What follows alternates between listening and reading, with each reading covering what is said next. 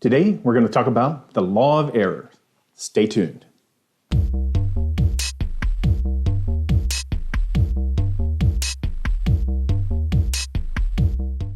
This desk toy is a miniaturized version of a quincunx, or it's sometimes called a Galton board. It's filled with little steel balls, and it's also got a whole bunch of little pegs. And as each ball hits the pegs, it falls to the left or the right, more or less at random. The final resting place of an individual ball is completely unpredictable. Yet you'll notice that the outline of a normal distribution is confidently printed across its face, as if to dare any alternative result. You see, even out of a random process, there is order. As the balls tumble, a pattern emerges.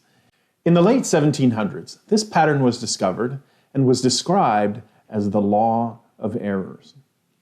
This is one of the coolest stories in the history of statistics, and I can't find a decent account of it anywhere, so I want to talk about it today.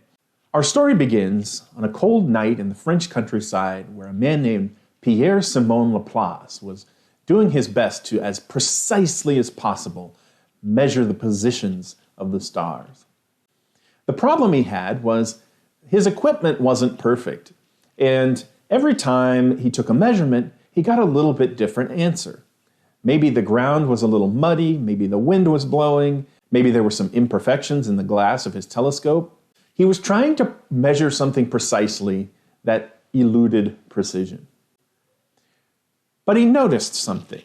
He noticed that even though he couldn't be confident in any one measurement, if he looked at the pattern of measurements, something seemed to emerge.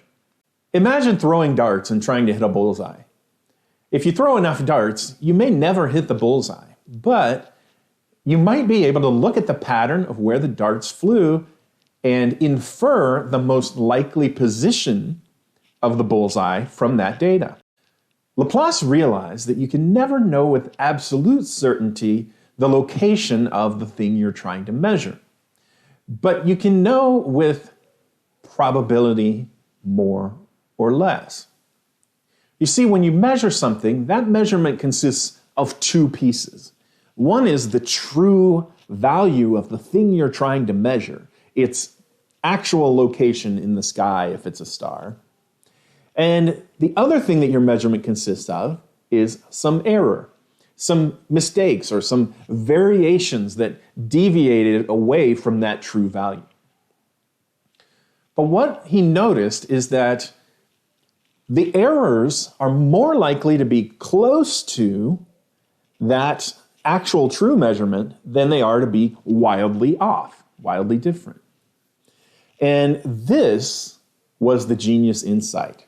Instead of ignoring the errors, now we could quantify them, we can measure them. And if you can measure the error, now you can account for it. In other words, the errors that make measurements deviate from their true values are themselves bound by a mathematical law. Simply stated, small errors are more likely than large errors. And the most likely actual target value that you're trying to measure is the mean of all these different data points.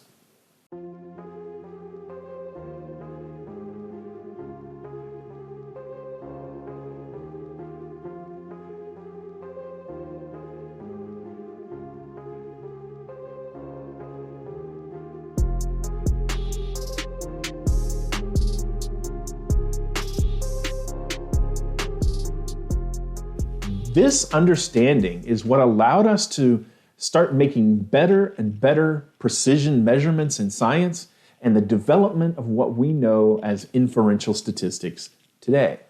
Act 2, the trial of the century, or as it was known, Howland v. Mandel. The biggest boom in the 1800s was the whaling industry. Between 1815 and 1859, the production of the whaling industry rose by over 1,000%. Now, this was a high-risk, high-reward endeavor. There were lots of mutinies. There were plenty of ships that sank. Some were captured and killed by natives, and some were killed by whales. Between 1820 and 1860, 88 whaling captains died at sea out of a single port, New Bedford, Massachusetts. Now, New Bedford, Massachusetts was the biggest whaling town. Half of all American whalers were based there. The other problem with whaling expeditions, besides the danger, was that they were extremely expensive, and most people didn't have the money to put up their own venture. So what you did if you wanted to have a whaling expedition is you would simply go to a whaling agency who would present you with the capital to go on the expedition, and they would get a large portion of the profits in return. The biggest and most wealthy of these whaling agencies was that run by Isaac Howland Jr. Isaac Howland had a son, and his son had two daughters, Abby Robinson and Sylvia Ann Howland. Abby had a daughter named Hetty Robinson. And our two principal players here are going to be Sylvia Ann Howland and Hetty Robinson, aunt and niece.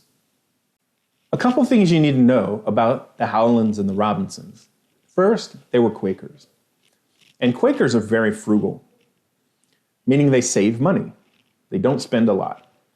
The second thing you need to know about Quakers is they tend to intermarry. And they have little Quakers, and those little Quakers intermarry with other Quakers. And what happens in that situation is you get a concentration of money, such that there's a lot of wealth in these families. It so happened that by the end of the Civil War, the whaling industry had a huge crash. After all, kerosene had started to replace whale oil, and a lot of the ships were sunk during the war. The whole industry started to collapse. As luck would have it, the principal players in Isaac Howland's firm either died or retired by 1862, thereby preserving one of the largest fortunes ever amassed. Sadly, in 1865, a series of deaths, including Sylvia Ann Howland, led to a fortune of over $8 million, which, by the way, was unimaginable at the time. Army soldiers in the Union Army made between $13 and $16 a month throughout the course of the war. Sylvia Ann Howland had no children of her own, and the only heir was her niece, Hetty. So the story goes, there was some infighting in the family, and Sylvia Ann Howland really didn't care much for Hetty's father, so she had arranged to take care of Hetty, but she wanted to leave her father out of the estate. So this large fortune was at stake. $8 million in 1865 is over $120 million today. At that time, it was just an unbelievable amount of money. According to Sylvia Ann Howland's will, Hetty was supposed to receive about $1 million straight up and was able to live on the income from the rest until she died. Then, when she died, the money in trust would go to the descendants of Gideon Howland. But Hetty was not happy with this arrangement, and she presented another will, an earlier will. Now, you probably know that if you make a will and then you make another will later, the later will takes precedent.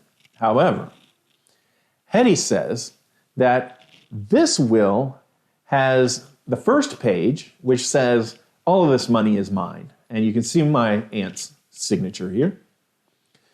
By the way, why don't you take a gander at page 2?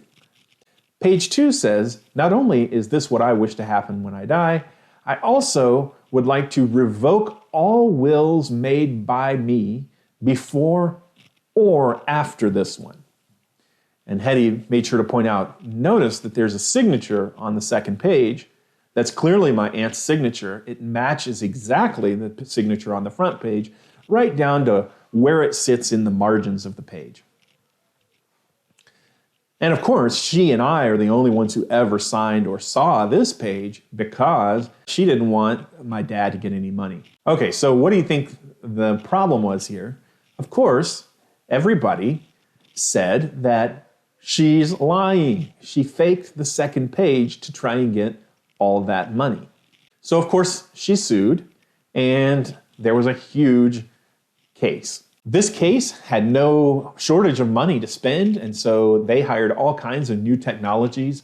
They hired photographers to take photographs and enlarge those signatures so that they could be compared and see how well they matched. They hired people with microscopes so that they could analyze the ink and look very closely at the lines and how they were made.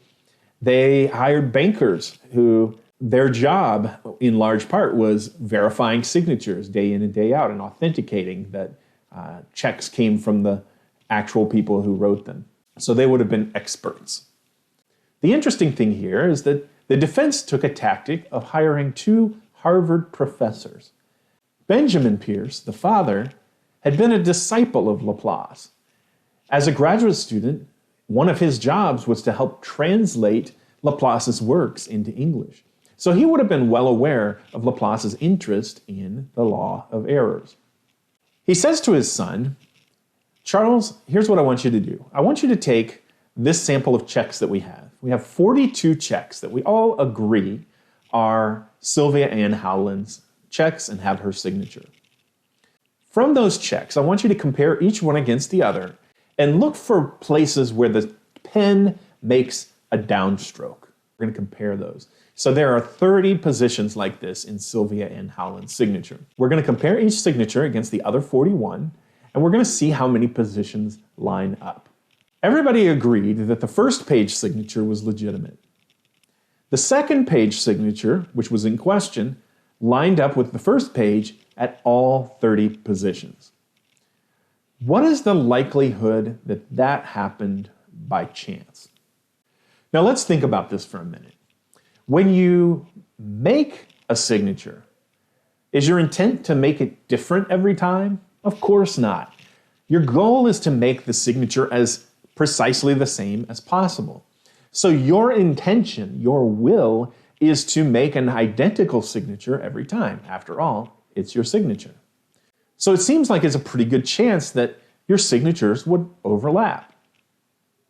So Charles took the 42 signatures and compared them against each other. That's a total of 861 comparisons. And each one had 30 positions to compare. So that works out to be 25,830 comparisons total. Out of that, he found a total of 5,325 cases of coincidence where they overlapped. In other words, 1 out of every 5 downstrokes of the pen on average overlapped in a signature. Benjamin's job was the theoretical job. He said, okay, Chuck, I want you to, I don't know if he actually called him Chuck, but he said, okay, Chuck, I want you to telegraph me 2 pieces of information. First, how many comparisons did you make? And what was the relative frequency of coincidence? 1 in 5. Benjamin went to calculating what are the chances that you would get just 1 in 30 downstrokes overlapping, what are the chances of 2 in 30 downstrokes overlapping, and so on and so forth.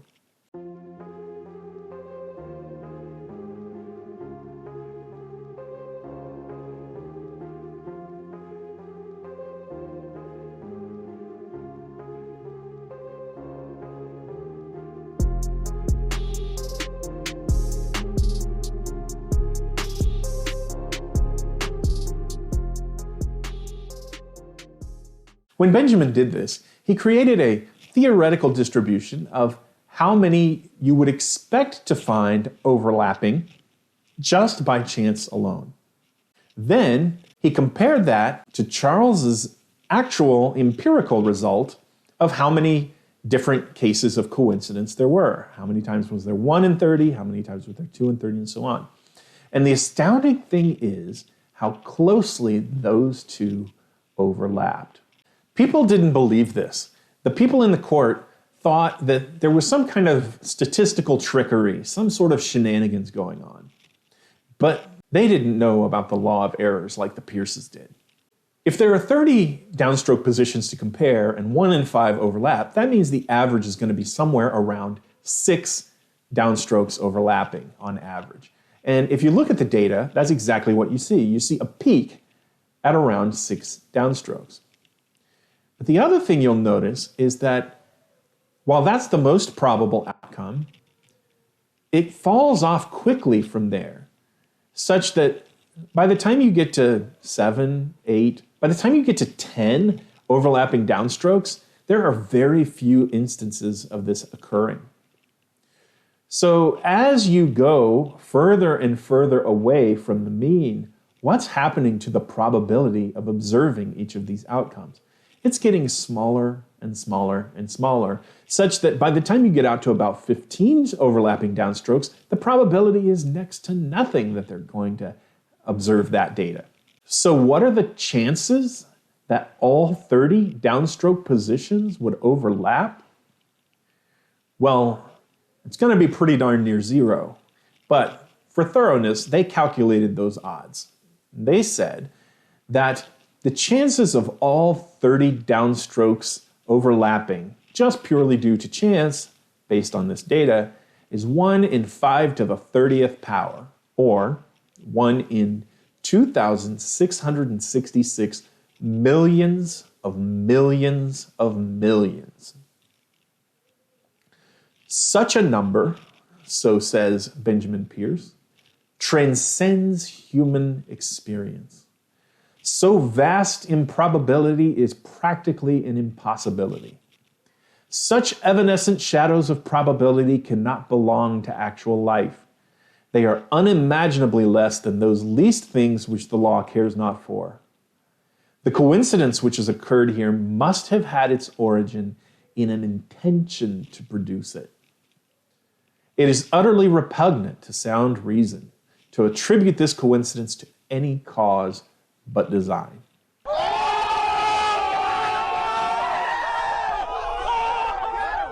In other words, Hetty's really good at tracing. So what did the court make of this mic drop moment? Was it convincing? Did it help them win the case? It turns out that all of this show and parade of characters was actually a big waste of time. Turns out there was a law on the books that said that the beneficiary of a will could not testify on their own behalf in a will case, and since no one else was able to testify about this second page, they rendered the will null and void, and they tossed it out of court. You're probably wondering what happened to poor Hetty Robinson, who had to live on just that cool $1 million and the income from the rest. Well, she found a rich guy, and she got married and became Hetty Green. She left the country for a while, but came back and became a moneylender on Wall Street, put her fortune to work. Eventually, she became a household name, also known as the Witch of Wall Street. When her husband died, she wore all black, and she was too cheap to get the dress cleaned properly, so she would have people clean just the hem of the dress where it got the dirtiest. That way she could save some money. She ate cheap street food so that she didn't have to pay for proper meals. And she had a hernia, but she wouldn't pay a doctor to address it. So she would just had a cane that she carried with her, and she would just jam that into her side and keep the hernia in place. At one point, her son broke his arm, and when the doctor said what the bill was going to be, she said, "You're crazy. I'm not going to pay that." And so she said, "It's going to heal on its own." The boy got gangrene, eventually lost the arm. So she was one hell of a character and one model cheapskate, if I've ever seen one. But when she died, she was considered the richest woman in America. And the other question you probably have is, well, what happened to all the money? Lots of people came to lay claim to the fortune. Most of Hetty's money eventually went to her daughter, who died in 1951, childless. In her estate, she gave away over $100 million. The money that was supposed to go to the descendants of Gideon Howland, who died in 1823, was eventually dispersed in 1952. It didn't do much in the courtroom, but the antics of Charles and Benjamin Pierce, really got some attention in the intellectual community. First of all, there was the public reaction where they thought, they robbed Sylvia Ann Howland of her free will. After all, her will was to create the same signature exactly as closely as possible each time she wrote it. But here they were saying that that was basically an impossibility. The scientific reaction, on the other hand, was, hey, let's apply this normal law to everything. So you had folks like Francis Galton, Charles Darwin's cousin, applying this to things like mental ability and intelligence. Adolf Quetelet trying to apply it to things like head circumference and chest circumference of soldiers, among other things. They tried to apply it to marriage rates and death rates and murder rates. Really, they started to extend this idea from the law of error to situations in which the error doesn't come from the mistakes that you make when you're measuring because you move your telescope a little bit. But instead, the error comes from any source that generates variability that you have no control over. So according to Quetelet, in making a man, nature aims for an ideal, and the differences between men represent her degrees of error. In other words, in this case, nature produces the error. This is the idea that there's a sort of target that nature is aiming at, and it misses a little bit for one reason or another. Maybe it's malnutrition, maybe it's stress, maybe it's, whatever these factors are, those are what create differences between individuals. But this insight is also what allows us to determine whether a difference that we observe is just part of the noise, just part of the normal variability that we see when we take multiple measurements, or is there truly a difference between our sample and the population we're trying to study? Edwin Boring in 1920 described the normal law by saying, "The mathematicians wrought slowly, but they wrought a God." Since then, this idea of the normal law and error in measurement and the normal distribution has been the foundation for inferential statistics that are widely used today. And it's a foundational discovery that isn't going anywhere anytime soon. Okay, I hope you've enjoyed this story. If so, feel free to like, subscribe. I've got more videos coming up on inferential statistics and basics of psychology. So stick around and check out our other videos on the channel, and I will see you soon.